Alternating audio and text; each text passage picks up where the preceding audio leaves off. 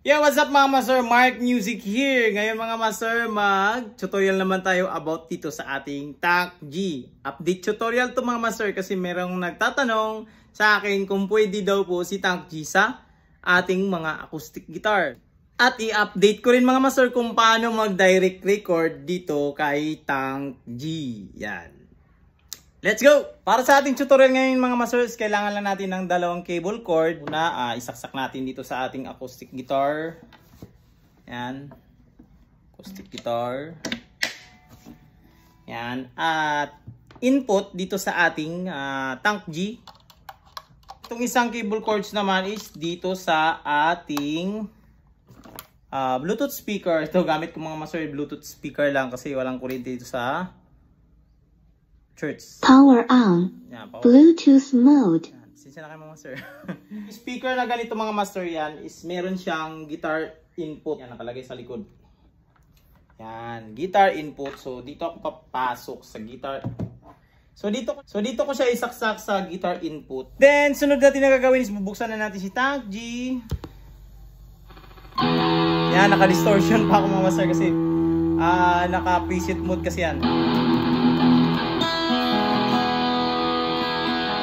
Kailangan natin gawin, ila-live mode natin siya para may access tayo dito sa mga knob na maliliit kasi di natin ito ma-access pag naka-preset. So ngayon, i-access na natin. Pindutin lang natin ng sabay yung dalawang toggle switch niya sa gitna mga master. Yan. Yan, nakasulat L. So, live mode na siya. Ngayon, meron na tayong access dito sa ating mga knob. So, dito muna tayo sa amp. Yan. Disengage muna natin yung blink. So, yan, naka-disengage sila lahat. So, naririnig nyo yan, yung normal lang na tunog dito sa ating guitar. Yan, at naka-row pala tayo mga master. Audio, rekta lang tayo dito sa cellphone. Wala siyang cable na nakakunik. So, maghahanap na tayo ng amp type. Yan, medyo ito naka-distorted yung tunog niya. So, dito sa Tank G mga master, meron siyang mga clean amp dito sa kanyang 1 at hanggang 3. Yan. Yan. Yan. Ito yung 1 niya, amp type. Tapos yung number 2 niya. Yan. At number 3. Yan.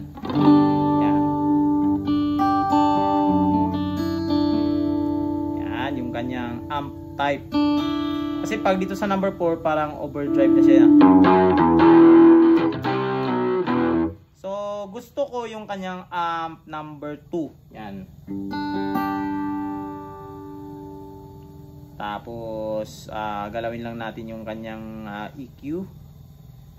Pag nagsiset-up ako pag acoustic lang na tunog mga master is ang ginagawa ko sa aking mid knob, naka 3 o'clock siya. Tapos treble niya is 12 o'clock. Yung bass ko is naka 10 o'clock. Tapos yung volume knob niya, kayo nang bahala kung anong gusto nyo. Volume, lakas. At meron akong noise gate. Yan, naglalagay ako ng noise gate dito sa 9 o'clock. Yan, 9 o'clock na noise gate.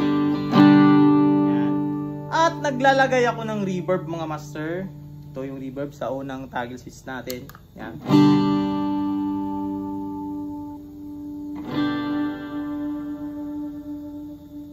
Yan. Pili kayo ng reverb nito mga master. Sa akin kasi yung reverb niya na pang number 2 kasi tatlong klaseng reverb to. Yung unang reverb dito sa unang pihit niya pag lampas ka ng mga alas 10. Ibang type na naman ng reverb. Pero sa akin doon sa ako sa tamang-tama lang na pag alas 10 yung may guhit.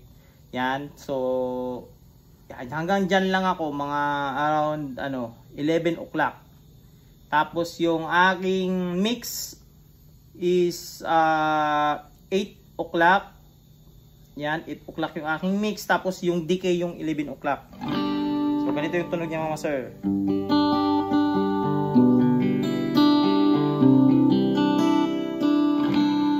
Natin ng volume dito sa gilid, master volume. Yan.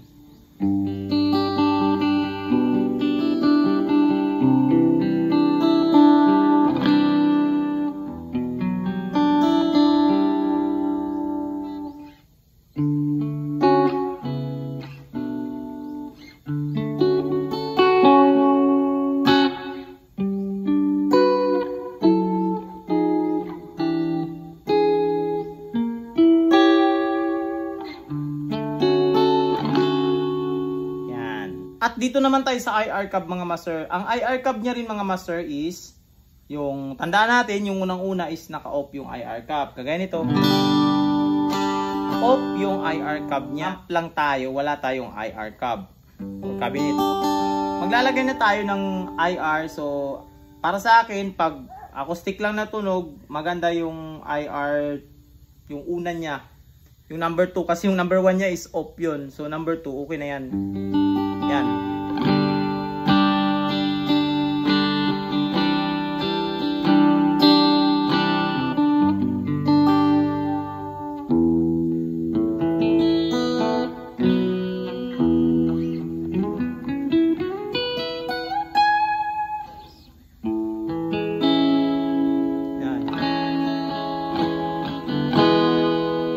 Para mas marinig nyo mga master yung tunog niya, kasi naka-row tayo. So, ganito naman ang ginagawa ko mga master pag direct recording ako. Meron akong cable. Bumili ako ng cable na Type C to Type C. Kasi yung cellphone ko is Type C. So, yan. So, nakasaksak na yun doon sa tank G natin. Then, ito na mga master, isaksak na natin to at meron tayong tandaan mga master at ito ay importante mga master. Pag isaksak natin to, i-click natin yung file transfer, hindi yung charging. Kasi pag charging, hindi siya gagana mga master. Kasi gagawin niya lang power bank yung tank G yung mga master. So, file transfer mga master. Yan. Yan, may lumabas mga master. File transfer. Yan. So, i-click lang natin okay. Yan, okay na siya mga master. At rekta na tayo mga master sa ating camera app dito sa ating cellphone. So, camera app. Yan. Ay. Pag i-click natin to mga master, kailangan may marinig tayo na tunog dito sa ating speaker. So, ito na siya mga master. Yun! So, recorded na to mga master. Ito yung ginagawa ko ngayon, recorded na to. So, magpe-play ako mga master para marinig nyo yung clean na tunog, hindi yung ganito raw. Naka-raw kasi tayo. So kahit i-off ko yung tank G ko, maririnig yung gitara. So ito, pure dito lang sa tutugtugin ko mga master.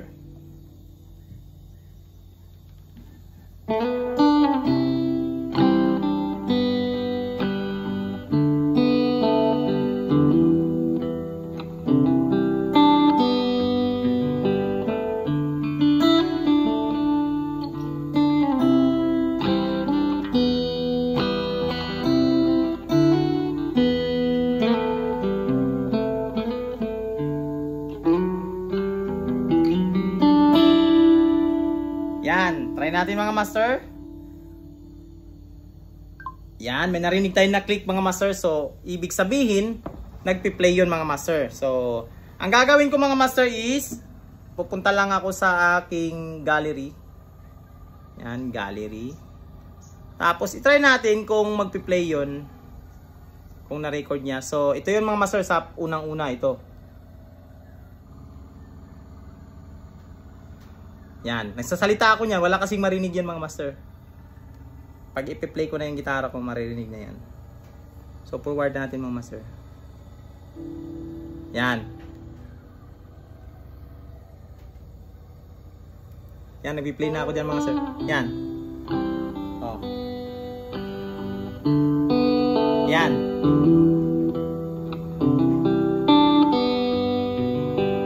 Yan yung actual na tunog ng gitara mga master.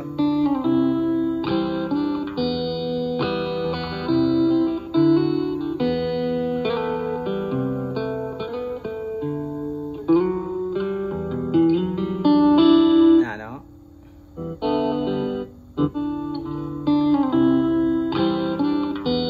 Yan mga master.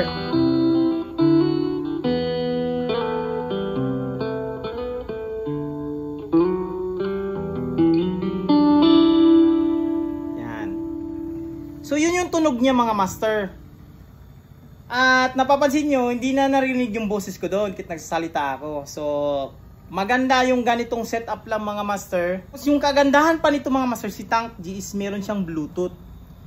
So kailangan mo lang na extra phone para meron kang backing track. Yung extra phone naman na yun mga master. So wala akong extra phone mga master. Gamit ko ngayon sa video. So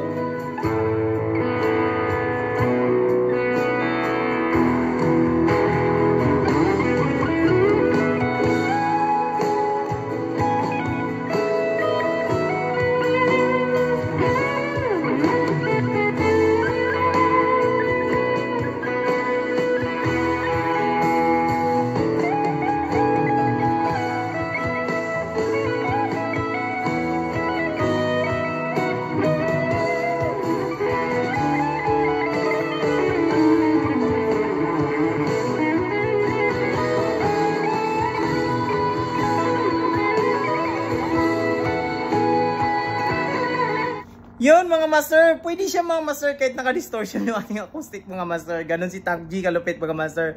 At para sa naghahanap dito mga master kung saan baka bili kay Tank G mga master na legit na mabibilhan nito mga master is dito yan kay Master Aerosmith TV. Yan, maraming mga available sa kanya na mga gadget mga master. Hindi lang Tank G ang mabibili nyo sa kanya, PM nyo na siya mga master. Hanggang dito lang mga master yung video natin mga master. Sana nagkaroon kayo ng idea mga master at nasagot natin yung mga nagtatanong na si Tank G ba pwede sa acoustic guitar. Yan. So this is Mark Music. God bless you all. Peace out.